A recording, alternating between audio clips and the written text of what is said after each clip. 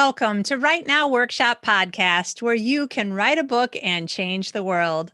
I'm your host, Kitty Bucholtz, and this is episode 242, The Long and Winding Road, an interview with Irene Hannon, coming to you on Thursday, April 1st, 2021. So I've had a couple of ideas the last couple of weeks, and I wanted to get your feedback. You know that I have changed the podcast to be 4 10-episode seasons. So every quarter, the first 3 weeks, there's no episodes, and then 10 episodes in a row, and that gets us to the end of the quarter. And then 3 weeks off again, 10 episodes in a row again. And then in addition to that, there's still always going to be the Encouraging Words episode the first Sunday of every month. So I had an idea. Would you be interested in listening to me doing a live coaching session? When I say live, it would be live with a person that was recorded for you to hear, coaching them through finishing their book or self-publishing their book, which are the two coaching programs that I have. So the people listening to the podcast would be able to get some idea of different tips and things that they can do to help themselves. And the person who is actually getting the coaching gets a free hour with me of giving all sorts of ideas for what specifically they're trying to get done and the blocks that they're having in getting that done. Like it could be something like, I just don't know how to get started writing a book. I have all these ideas. I might even have an outline or a chapter, but I'm not really sure what to do.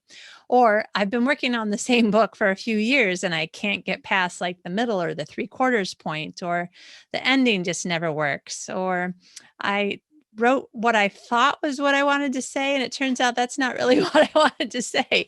We all have so many things that could be the problem that keeps us from finishing a book.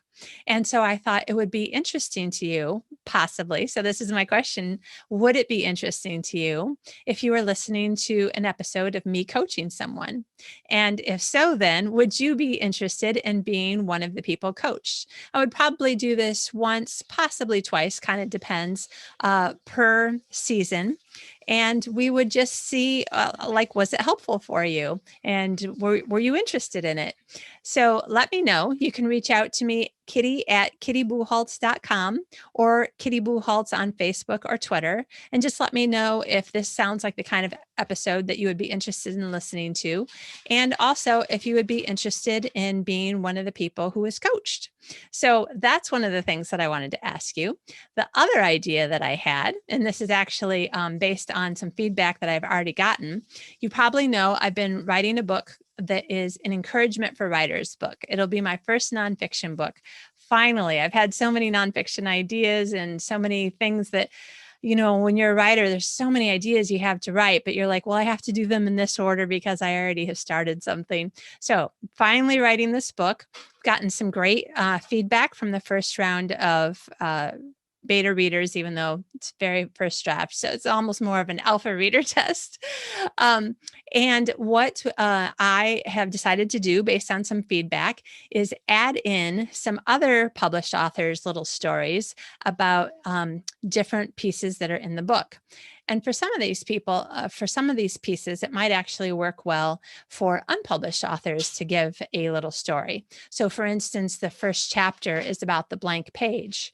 So would it be interesting to you to be reading about a book that was written by one person, but also had stories about other people and the hard times that they face sometimes with a blank page, whether they're published or unpublished, and how they've gotten through it and how they've managed to get past it and get to the point where they're finishing their book. So if you are interested in giving a little paragraph or two of your experience on some of the chapters that are in this Encouragement for Writers book, again, let me know. Reach out to me, kitty@kittybucholtz.com or Kitty Bucholtz on Facebook or Twitter. If you don't hear back from me in a week or so, it means that I haven't gotten it or I haven't read it. So definitely just send me another email or message because I don't want to lose anybody. I will reply to everybody. So if you haven't gotten a reply, just reach out again. So, those are a couple of my new ideas for the year. I thought I'd run them by you and see if you're interested. And in the meantime, remember that because we're doing these seasons, this is the last official episode of the season. Then we'll still have the Encouraging Words episode on Sunday. Then we're off for 3 weeks. Then we'll start a new season with 10 more episodes. So keep that in mind if you're running through your podcast app going, why don't I have any more episodes from Kitty and Right Now Workshop Podcast? In the meantime, we are done with announcements and new ideas. And now we are going to talk to Irene. Irene has so much experience, and that means that she has a ton of tips for you. So, regardless of where you are in your career and what kinds of books you write, I think you're going to be able to find several great tips for helping you in writing and finishing your book and feeling like it's really getting better. She's got more than 60 books out herself, and she loves to teach and help other writers. So I think you're going to love this episode. So here we go with Irene Hannon. Today's guest is Irene Hannon. Irene is the best-selling author of more than 60 novels, including the new Blackberry Beach, Book 7 in her Hope Harbor series, as well as Point of Danger and the Code of Honor, Private Justice, and Men of Valor suspense series. Her books have been honored with 3 coveted Reader Awards from Romance Writers of America, and she is a member of that organization's Elite Hall of Fame. Her many other awards include National Reader's Choice, Daphne du Maurier, Retailer's Choice, Bookseller's Best, Carol, and Reviewer's Choice from RT Book Reviews magazine, which also honored her with a Career Achievement Award for her entire body of work. Plus, she is a 2-time Christie Award finalist. Welcome, Irene. Thank you. It's a pleasure to be here. Oh, it's so good to see you here. You and I have been, well, you probably don't know this, passing ships in the night for about 1.5 years because your publicist has often said, oh, Irene's got a new book out, but oh, maybe not right now because of computer issues or whatever. So I'm super excited that I finally got to have you on the show. Yay. Yeah, I'm really happy to be here. It's been a learning experience in this COVID era, especially with how to do interviews and get all the right equipment in place. So I think I'm sort of halfway there at this point. Well, still working on it, but I'm getting closer. Yeah. And your audio and video actually look really good to me, especially if you're new to it. I'm like, all right, you have a very nice, clean background and your audio is good. Yes. Well, that's good. I'm glad to hear that. And the clean background is kind of misleading because I sort of moved things around for the interview. But if you could see what I'm seeing, you would see what usually is behind me. So it's a little bit misleading. You know, people don't always realize how much just paperwork and normal work looking stuff is on a writer's desk. I think sometimes people think it's just typing and that's it, but that's not it. Oh no, I have stacks of folders and notes, and I tend to, when I think of an idea, I'll write it on this little piece of paper and I'll stick it somewhere on my desk. And before the week's over, I've got all these little pieces of paper, and then I have to try to decipher my own handwriting, which is a real challenge often. So yeah, that's how my desk is a mess usually. Yeah, I think I'm going to have some vacation coming up here. I think the thing that I'm going to do, and this is terrifying because I know where everything is right this second, but I'm going to take everything off my desk and try to put it back neatly and I also have a huge stack of little sticky notes, medium-sized ones, back of an envelope. So many notes. No, we writers, we use whatever is available at the time if we have an idea so that you don't lose the idea. You never want to lose the idea. So whatever is handy. I have used all kinds of weird things to write on. Trust me. I bet. Oh, well, listen, since you're new to this show and listeners may not know you very well, depending on where they're coming from, why don't you give us some background? Who's Irene Hannon? Oh, gee, that could take us like 3 hours, but we'll try to condense that. And I'll try to focus more on Irene Hannon, the writer. The writer. That'll be, I think, of more interest to your viewers. So, I've been a writer. Sometimes people ask me, when did you decide to be a writer? And I always love that question because I didn't decide to be a writer. I was born a writer. And I think that's probably true for most writers. to me, writing it's a gift, especially the fiction part of it, the storytelling part of it. I think that you can teach anyone the mechanics of writing. That's a skill that you can learn. But the storytelling piece of it, the older I get, the more books I write, the more I begin to realize that that's kind of a gift. It's like any other talent. My husband, for example, he's a wonderful artist, and he can, with just a few strokes of a pen, he can capture a person or a place. It's just amazing. I'm in awe. I watch him, I'm in awe, and I think I could take art lessons until I was 100, and every person I draw would look like a stick figure. Yeah. I just cannot see with the eyes of an artist, and that's a gift. It's a talent. And I think this whole storytelling notion kind of falls into that category. So when people ask me that question, I say I was born a writer. So what does that translate into reality? I tell people I made my official fiction writing debut when I was 10, and I was one of the honorees in a Complete the Story contest that was conducted by a national children's magazine. So that was really my debut in fiction writing. But there was a long gap between that and my first novel, because I've always been a very practical person.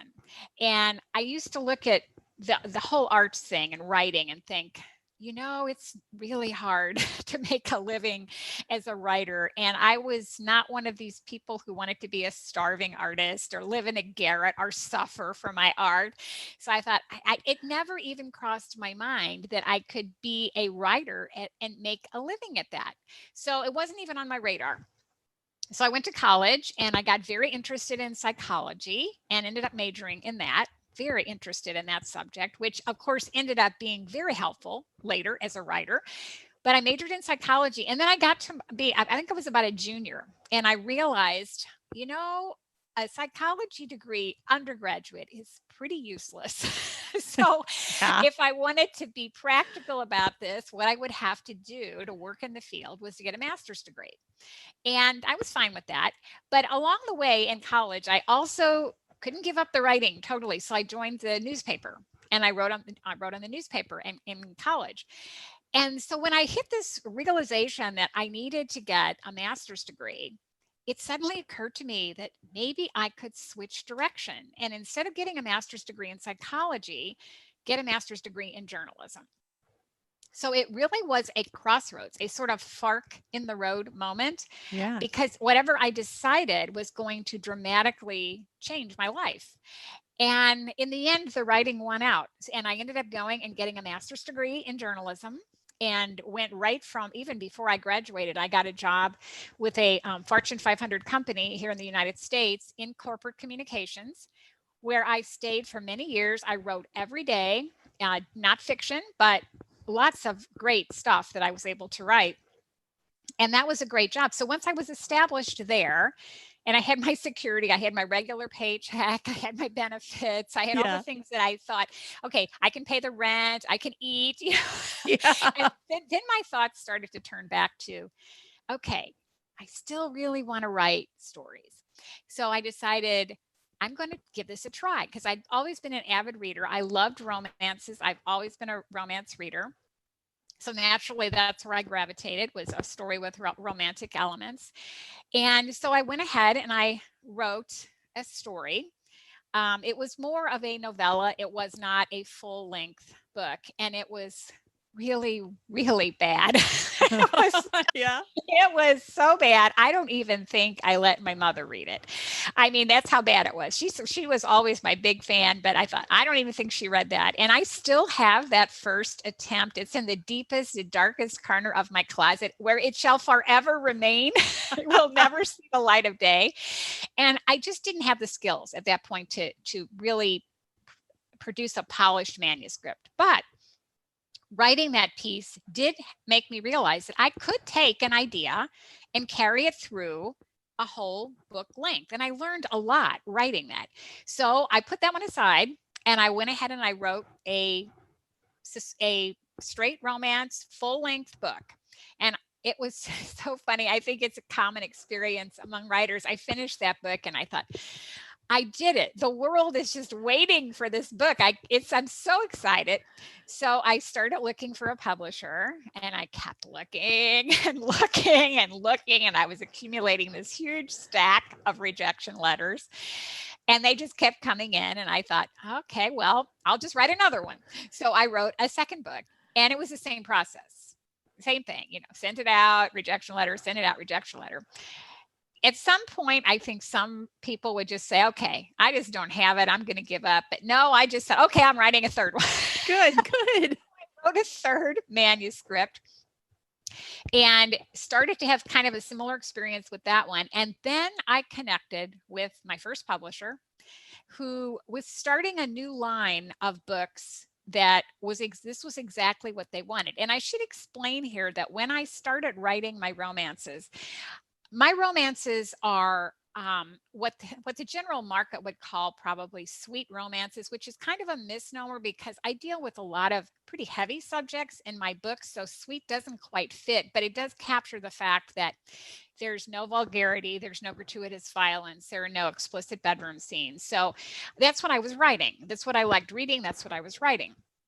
And one of the reasons I think I was running into roadblocks so much at the beginning was this was in the stage of the romance market in the US where things were starting to shift from this sweet romance, what I'm calling sweet, to pretty graphic, explicit love scenes and all of that. And I was hitting the market at the wrong time with the kind of books I was writing. But I did end up connecting with a publisher finally. And they bought all 3 books that I had written, so they were not a wasted effort at all. Wow. And they were starting a new line at the time, and 2 books in, the line folded. Oh. So then there I was back out in the cold, cruel world looking for another publisher and still keeping along with my corporate job. So I did finally connect with. I think it took me. I'd have to look at it. It's 4 or 6 years. It was a big gap. 4 to 5, 6 years to find another publisher. And this was a publisher out of New York that produced hardcover books of the of the sweet. I hate clean was kind of a common term years ago, but that's got connotations now that some people don't like. So sweet, that's what they published. And so they did hardcover books for the library market. So they bought 6 of my books. It was great, except they didn't pay anything. I mean, it was pathetic. It was like a good thing I had my day job because this was not going to ever result in anything where I could make a living at it. And the other thing was because they were hardcover designed for the library market, they're very limited distribution, and the average reader couldn't access them easily.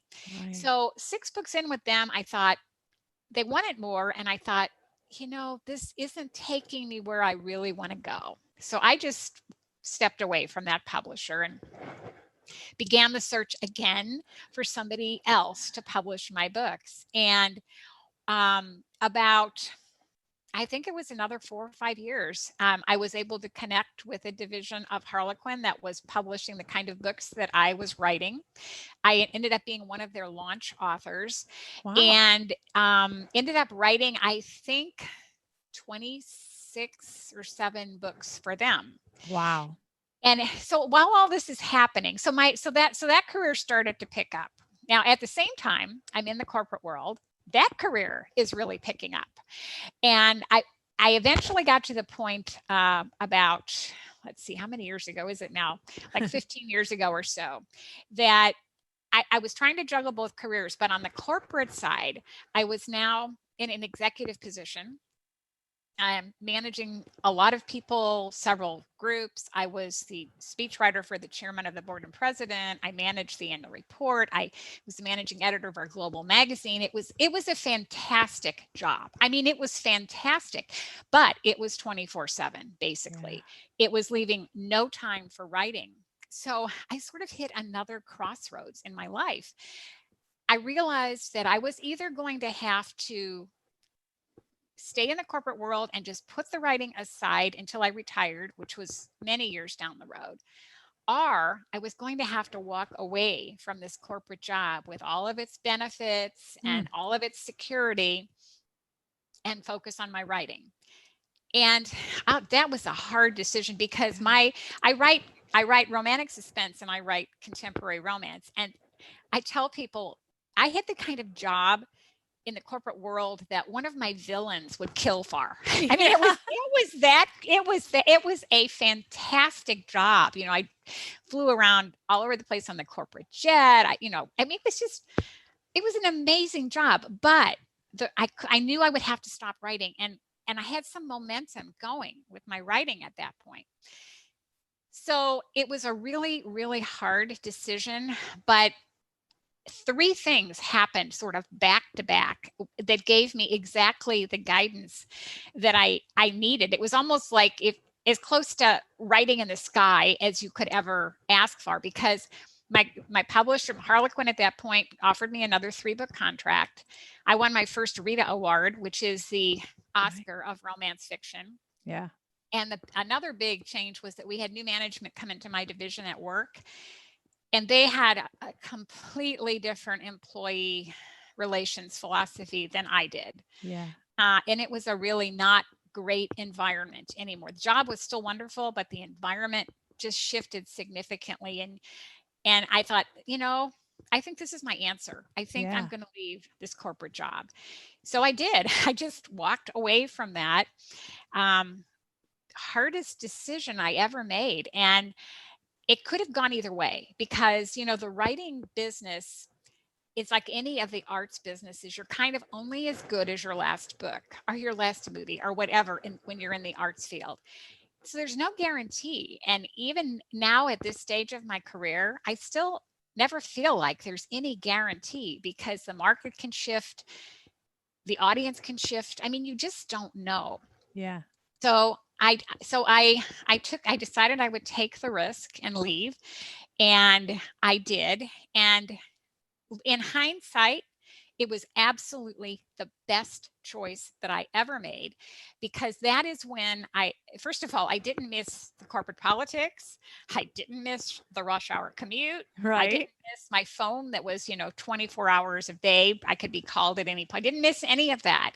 And what happened was, now that I was away from that environment, the high pressure and very intense environment, I had more time to focus on my writing.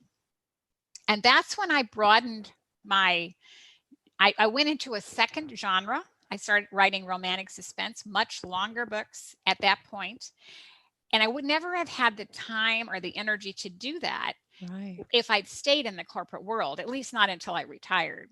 And those are the books that got me noticed, really noticed. It took my career from, this level to like this level almost overnight. The first suspense book was a bestseller.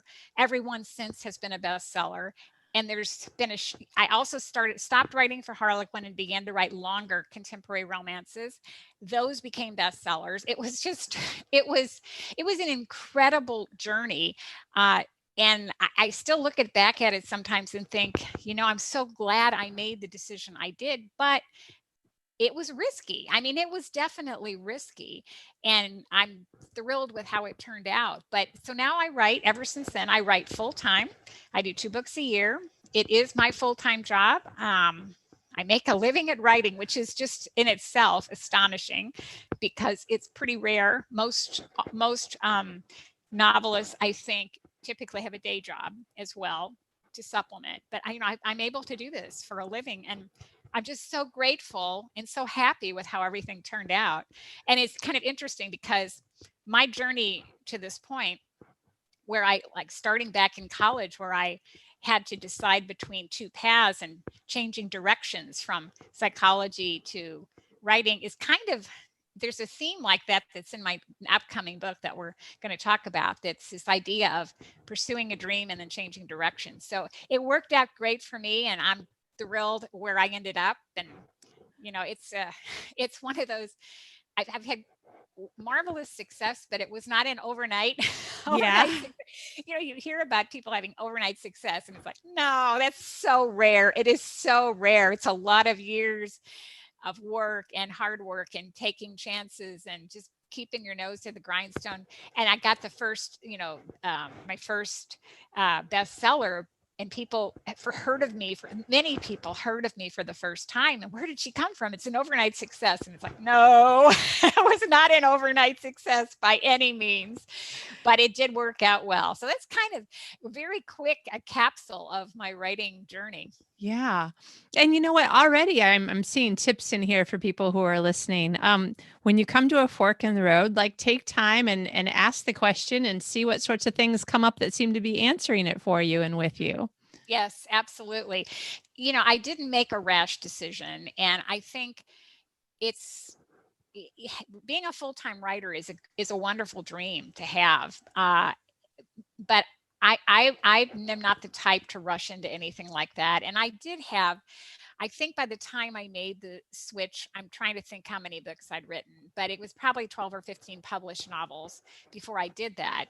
And had I not branched into suspense, had I not had some bestsellers, I might not have been able to survive on my writing, the kind of writing I was doing for Harlequin, because those are series romance. They come out every month. They're shorter books, have a limited lifespan. And even though I was writing quite a few of them, we don't live in the age anymore where anyone can make a real great living doing that.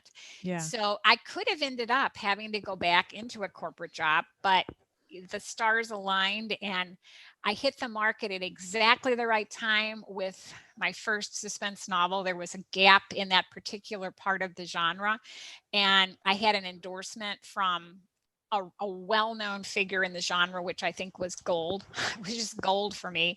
So a lot of things aligned to make that first book get noticed. And once you sort of crack that barrier, it's not as hard to get noticed after that. So perseverance in this business it's so important, Yeah. and it's also important to be practical and to say, okay, I'm going to persevere, but I'm going to make sure that my basic needs are taken care of as well, whatever that means. Yeah. Unless you're willing to live in a garret and be a starving artist, which I was not willing to do that. So Right, right. But the other thing that's important that people hear is that you worked just as hard on your books as you did at your day job.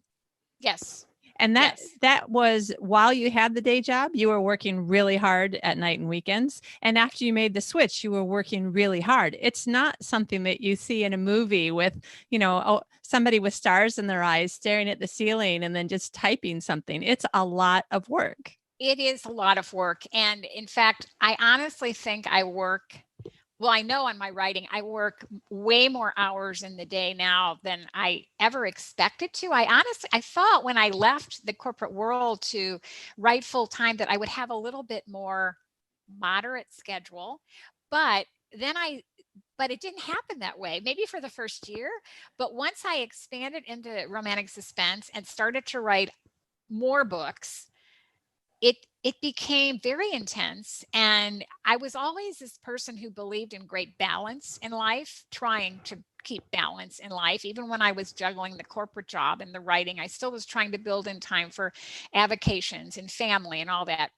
And what happened with the success of the writing after I became a full-time writer, I didn't quite expect this.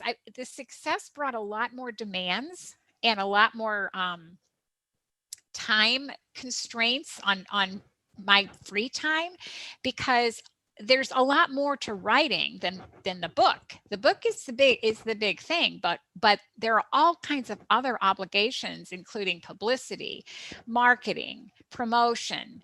I spend a lot of time on all of those. Even though my publisher's great and handles a lot of it, I still spend a lot of time fulfilling the obligations they sign me up for Yeah. in those areas. And then there's a whole business side to writing. You're running a business, so there's that bookkeeping piece and all this other stuff.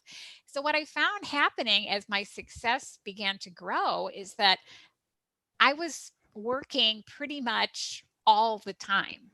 From morning to night. I would come into my office 8:30, work all day till dinner, fix dinner. If I still had more to do or I hadn't met my page count for the day, I was back at my desk at night, working a lot of weekends. And I'm trying finally to regain a little bit of the balance that I think is so important. And I'm trying to work a little less on weekends now, but I'm not complaining because it's because of the success that I'm having these demands on my time. But it's kind of strange because I didn't really ever expect that to be so all consuming once I did this. But Yeah. success begets other obligations, and you just have to do what you have to do. Yeah. And honestly, Irene, this is a great segue into talking about your new book, Blackberry Beach, because it sounds like the character in the book, I mean, it sounds like it is. The character in the book is having this exact same struggle. I Mm-hmm. think I might have everything that I've dreamed for, but it's costing me more than I thought it would. And Right. what am I going to do about it? So why don't you tell us a little bit about the book, and feel free to share any of the plot points and how they, parallel the writer's life, if you like. Sure. And I should probably also talk a little bit about the background for this Sure, book yeah. and the series, because this book is, I think you mentioned at the beginning, it's book 7 in my Hope Harbor series. And what happened was about 6 years ago now, I guess, I had this idea for this book set on the Oregon coast in this just idyllic, charming little seaside town called Hope Harbor. And with my current publisher, who was at that time mostly doing suspense books for me.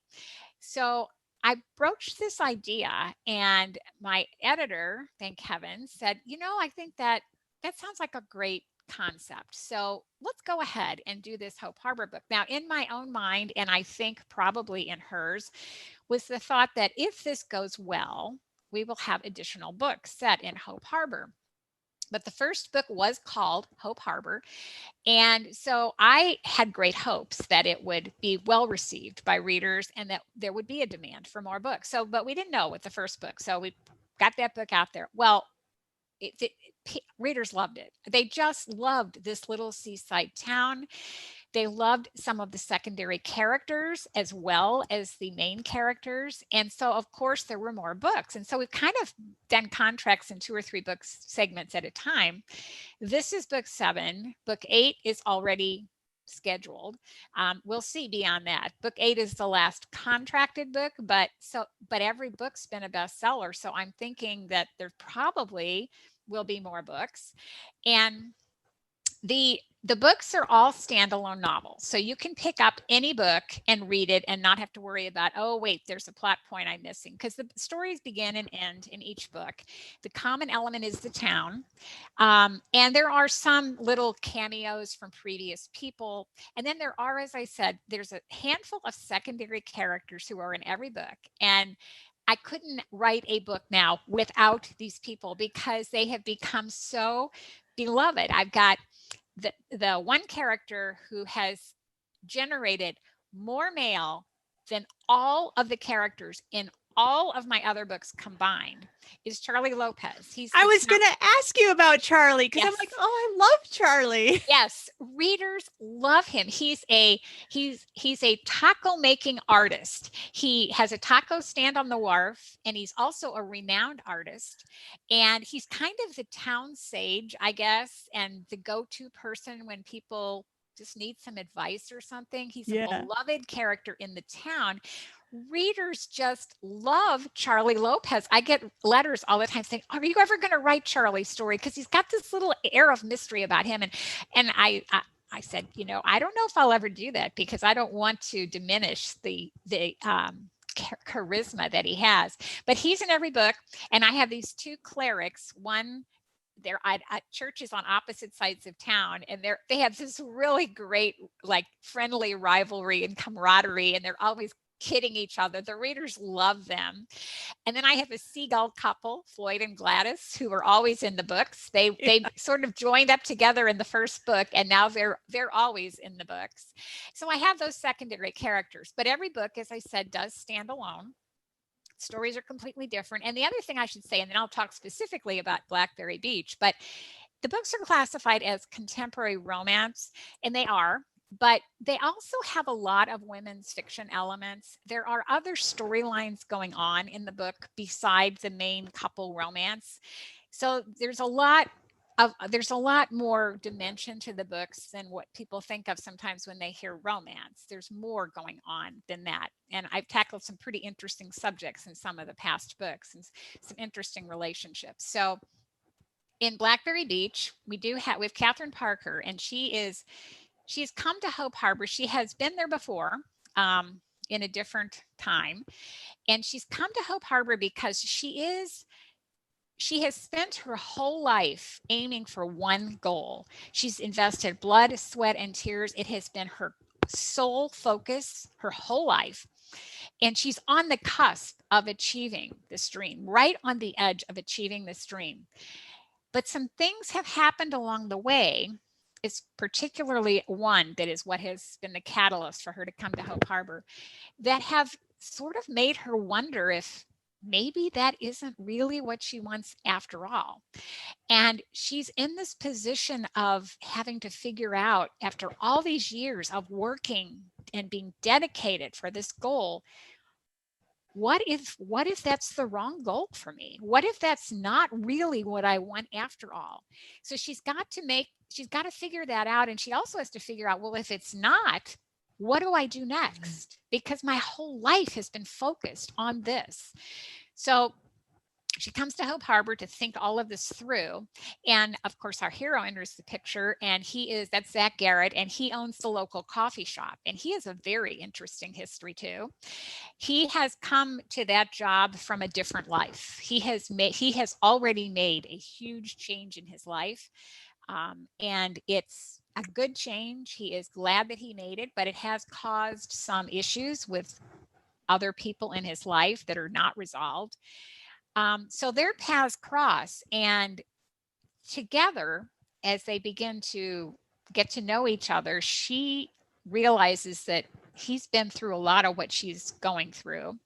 He begins to fall for her because she's rented the house next door. But of course, there are barriers because she's not from Hope Harbor. There's no guarantee she's going to stay in Hope Harbor. He's not leaving. So they have a lot of issues to work through personally, and also as a couple. How do we make this work? Do we even try to make this work? And then there is a secondary story in this book that follows this same theme of following your dream and changing directions and starting over, because Zach has an aunt who comes to visit, and she's been in a corporate job her whole life, high level corporate job, never married, but always totally focused on her career. She has just taken an early retirement deal. So she comes to visit Zach, and Zach has a barista, an older retired man, who worked for the Postal Service all of his life. And those two meet, and they're really from different worlds, totally different worlds. So you would never expect anything to happen, but they click. And that's a similar problem for them. She has all these plans for her retirement, and he is pretty happy where he is. And again, they have divergent backgrounds, but how can they maybe rethink what they plan to do with the rest of their life with this unexpected opportunity that comes along for both of them? So we've got those kind of two storylines which are interwoven going on at the same time. So it really is, it has a lot of parallels to kind of the situation I was in of, I've got to make a decision of where do I go with my life? Am I going to change directions? Which fork in the road will I take? And so I was able to pull on some of that when I was writing this book. And I think it will resonate with readers, because I think everybody has been at some point in their life where they're at a crossroads. Yeah. And that the direction you go, you don't know which is the right one, but that whatever way you go will forever change your life. And it's a hard place to be. And I think readers it will resonate with readers. And I think they'll be able to relate to what these characters are going through. Yeah. And the thing that you do so nicely is that, while on the one hand, what am I trying to say? You balance a lightheartedness and a this book makes me feel good kind of feel to the writing with a real feeling in the conflicts. Like I've read some romance novels where I swear the entire only thing happening in the entire short book, is just the romance. Right. And for me, it's not enough to keep my attention generally. But you've got several characters who have really interesting things that we're finding out as we go along, that they're struggling with or have dealt with in the past and are now, living that choice now. And then you've also got this really interesting volunteer thing going on in the town. So tell Yes. us, is this something that you, I'll let you explain it, but I was really wondering if this is something that you add into a lot of your books to just add another level of life and something that maybe you find to be important in life. I'm just curious. Yes, I always try to put in something that's not just focused on the characters, because I'll never forget my very first editor. I guess it was when I was writing for Harlequin. So it was early in my career, and she said something that I never forgot. She said, when you're writing romance, remember, it doesn't happen in a vacuum. You can't just write about the romance. You have to write about what else is going on in people's lives. And I never forgot that advice, because I thought that is so valuable. So what you can do, though, is take the other things that are happening in a person's life and weave it into the story in such a way that it enhances the development of the relationship. And so that's what I try to do. And in this book, there is a project going on with an organization in town that's been mentioned in a lot of the books, called Helping Hands. And it's basically a community effort to get involved in various activities that provide assistance to people in need. And in this case, they're getting ready to buy a house that's going to house a foster family, foster children kept in the same household with foster parents. And that's going to be a town project. So they're in the process of acquiring the house and renovating the house. And it's pretty much a volunteer effort. So all of the characters that are in my book get pulled into that. The barista named Frank, he's actually on the board of Helping Hands, and the hero is a volunteer for the organization. Both of the women in the story get pulled into helping with the house. So it allows me to show this other dimension of the characters, this other dimension of the town, and still see the people interacting. But I think what you said earlier is true, that books that focus only on the romance, for me, there's just something else that is missing with that. I like books that have a little bit deeper dive into characters and not just the romantic couple, because in some of my books, I'm thinking, See Rose Lane is a good example. I have an older woman has some issues with mobility as she's getting older. She has also, in many of the books, and has become a beloved character. And there's a story in that book also about a Cuban immigrant who has literally lost everything coming to this country and is kind of at loose ends. And so in the course of that story, these two very unlikely people end up connecting and helping each other in ways that are just so heartwarming. And I have to do that in my books. I want I want to deal with some heavier issues, but I want to leave people at the end feeling uplifted and encouraged. And so I can't just focus on a romance. I have to have some other elements going on as well. Yeah. And to be clear for listeners who are like, well, that's great, but I don't write romance. I always feel like everything that we discuss on the show, there is something in it that you could be like, oh, I see how that would work in my book, because I've read some police procedurals. I actually can think, if I could think of the author or the title, I would mention the one I like so much, but I just can't think of what it was. But I remember reading the first book in a police procedural series where it was all about the crime, entirely about the crime, a little bit about his relationship with his partner and his ex-wife, but just pretty much about, and it was good. But then I read a different author, and the same kind of story, police procedural. It's all about a crime, but there was like this aspect of his life and that aspect, and how that was interrupting his job, and his job was interrupting this other thing, and how he was trying to balance everything, and it was making him a little nuts. And I was like, This is way more interesting. Yeah. Yeah, I totally agree with you. And that's why I kind of preface this at the beginning with saying that these books are classified as contemporary romance, but they're really they're really much broader than that. And they're the relationships that are discussed and examined are broader than the relationships but just between the hero and heroine. There's a lot more meat and depth to these books. And as I mentioned earlier too, I also write romantic suspense. I do one of those a year, and then I write one contemporary romance. And even in my romantic suspense books, there's some compelling suspense plot, certainly that's front and center, but it's the same thing. I do try to do a really deep character dive, not only into the hero and heroine, usually into the villain, almost always into the villain's head, as well as secondary characters into their heads to see what's making them tick, and to keep the audience engaged, the reader engaged in all of these different lives and how do they intertwine and all of the challenges that they're facing. Because in the end, and it probably comes from my psychology background, what really interests me when I write a book, the plot is important, but it's the people. It's the people who interest me the most. And so my plots are simply a device to examine people and relationships. And so you'll find even in my romantic suspense that there's a heavy emphasis on this character development and plot and character development and among multiple characters, not just the hero and heroine. So that's kind of my trademark. I think there are a lot of very popular suspense writers who write very heavy action oriented sort of action adventure. There's shootings and people falling off cliffs and people being locked into rooms. In every scene you've got this high adrenaline thing, and I don't write that.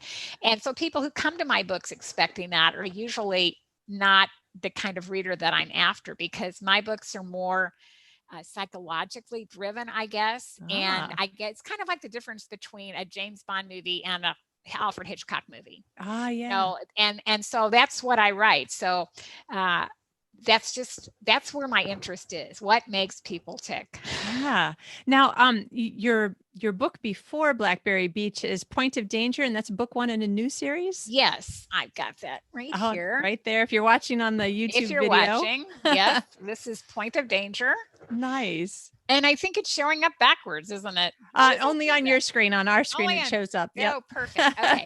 So, yes, that's Point of Danger. I'll put that back. And that is the first book in a new series. It's the new series there is called Triple Threat, and it features 3 sisters who were involved in truth-seeking professions that put them in the line of fire. Wow. And so as with all of my series, these can be read as standalones.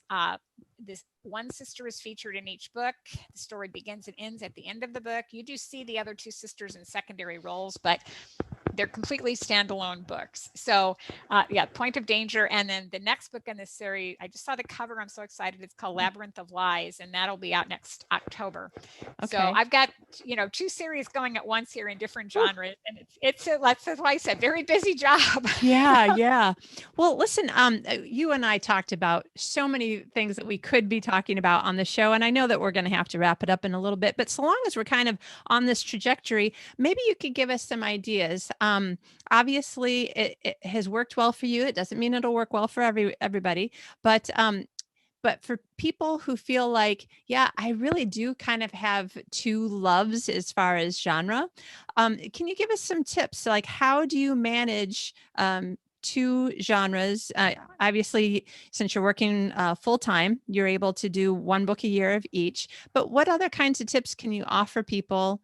I don't know if one of the tips is, well, start in one genre for a while until you're well developed, or you hear that a lot, but maybe that isn't necessarily your tip. What are your thoughts on this? Well, I can only speak to that from my perspective, because I was already sort of established in the series romance category when I left my corporate job, and decided I wanted to expand into trade length books. And so what I discovered when I wanted to do that is that trade length publishers don't really give a lot of credence to series books, because I thought I was starting from a standpoint of, okay, you're a published author, you've got to track record, you've got a following. But that's not how series books are viewed by trade publishers, which was kind of eye-opening to me. What I realized is that they look at those books and say, well, what's selling those books isn't your name, it's the line. Readers know what to expect from that line. So that's why they're buying the books. So when I wanted to expand into trade length, I realized I was starting from scratch. Wow. It was kind of just eye-opening. So I was able to do that, but I went from the series romance. The first thing I sold trade length was suspense. And that was like starting from ground zero. Right. And it took a while to find the publisher that I'm still with, never left them. They are the wonderful publisher, that was willing to essentially take a chance on me as an unknown writer in suspense. And it worked out well, very well. And then once I was established in suspense in trade length, and they were willing to take a chance on me with trade length contemporary romance, which also worked out well because I did bring some of my readers. By that time, I was pretty well known in romantic suspense. I did bring a lot of those readers with me to the contemporary romance series. So for somebody that's starting out, whether to stick with one genre or not, I don't know if it makes a huge difference because unless you've already got a track record in a genre, it doesn't much matter to a publisher. If you're trying to come in with a track record in one genre and totally switch, like go from, say, historical romance to fantasy, that could be difficult because you're an unproven quality. And I experienced that firsthand when I tried to switch from the series romance to romantic suspense trade length. That doesn't mean it can't happen. So I would say if you're in a genre where either you're not very successful yet, or even if you are and you want to switch to try a new one, I think you can do it, but I think you have to be aware that it's like starting over for most publishers. They will regard you as a new author. Some of them may want you even to take a different pseudonym to do that because they don't want readers to be confused. So there are challenges to doing that. And I wouldn't discourage anyone from trying it if they felt like that's what they wanted to do. You just have to be aware when you go in that you will face some different challenges. Yeah. It's funny because I have no idea how long I've known your name, but I know that it is in the form of multiples of 10 years. I mean, a long time. So it's funny because even though I totally get why publishers sometimes feel like a new name is the best bet for them and the way that they do business, like as a reader though, I see your name and I'm like, oh yeah, I've seen her name lots. I know I've read some of her books. I can't remember which ones because there's a lot of books, Right, there's a right. new one, let me try it. I don't know what it's going to be about, but I remember that I liked her. Yep. So if it had been a different name, it would have been brand new for me as a reader as well. So I can. Right. And the other thing is, even though I write in these two genres, my writing style is kind of similar again because my focus is on the people and the character development. So I have many crossover readers, and I do have some that prefer one over the other. Some people who read my contemporary romance say the suspense and the deep dives into some of these really scary villains' heads, it's just too intense for them. All right. And I get that. And then I have suspense readers who say they like that adrenaline rush of the scariness and they don't get it as much in the Hope Harbor or the contemporary romance books. But I still have a lot of people that read both and cross back and forth. So I think unless you're going from, like I said, some like really changing your voice almost and going from Right. to radically different approaches and different genres, I think you can take readers with you. There will be definite crossover. There will be some who won't, but you'll get a lot of crossover. But if you're in the beginning stages, it doesn't hurt to build a readership in one. But I would never discourage somebody from trying. There can be disadvantage to genre hopping in the sense that you're writing in you're a new writer, you haven't ever been published or haven't had any books, because published is a different word nowadays. With the self-publishing arm, a lot of people are published, but haven't had a lot of large sales in any particular genre. So you say you're writing in fantasy and science fiction and contemporary romance and historical, just because you're moving around, because you just like them all. That can be confusing to a reader. I don't think I would encourage anybody to do more than 2 genres, at unless you're super well established. And then you might, if you're going into such a radically different genre, maybe change the name in some way so that readers aren't confused, because the last thing you want to do is disappoint a reader who sees, oh, I know that author, I'm going to get that book, and then it's something totally different that they're not expecting. That's a reader turnoff. And so you have to be careful about that.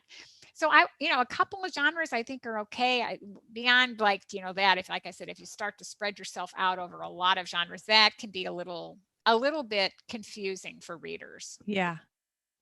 Yeah, well, that's really great advice. And I like the way that you talked about, for you, it was about the characters and your very first fork, between psychology and writing, and how that all kind of worked together to create the career that you have, which is a lot about characters with such depth to them that readers are just wanting to know more all the time and wanting to read more of the books.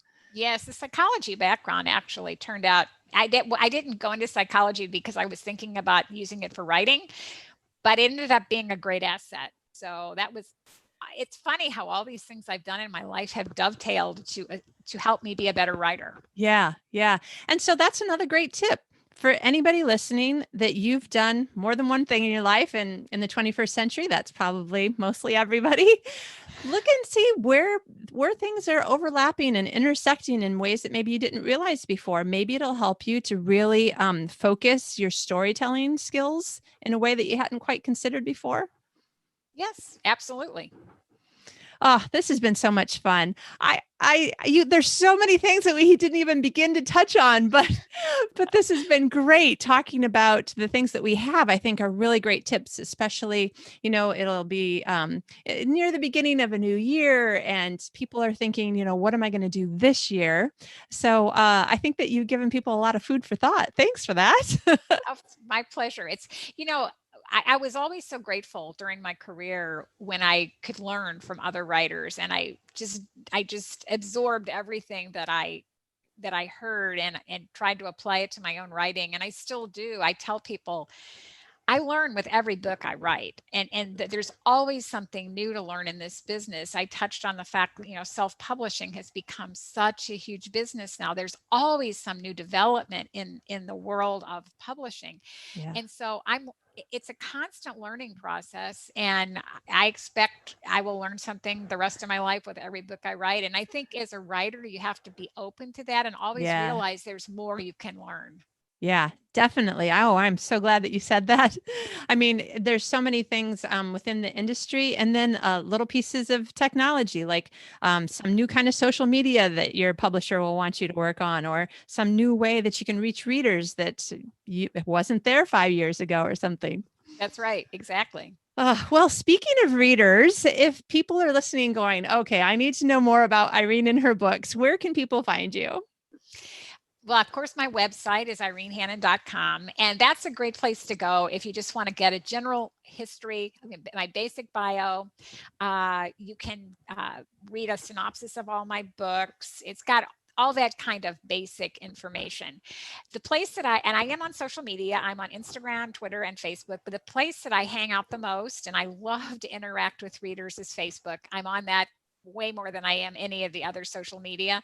And I try to post every couple days, and I try to respond to every single comment in some way, and have had just a great experience with a lot of regular followers through the years on Facebook. So I would say, for basic information, the website. And then if you want to interact with me and get my latest news, I would say Facebook is the best place. Excellent. Great. That's awesome. Well, thank you so much for giving us your time. I know you spend most of your time writing, so we really appreciate that you gave us an hour of your day, and we really appreciate you being here. It was my pleasure. I love to talk about writing. I love to talk to other writers. So this has been a joy.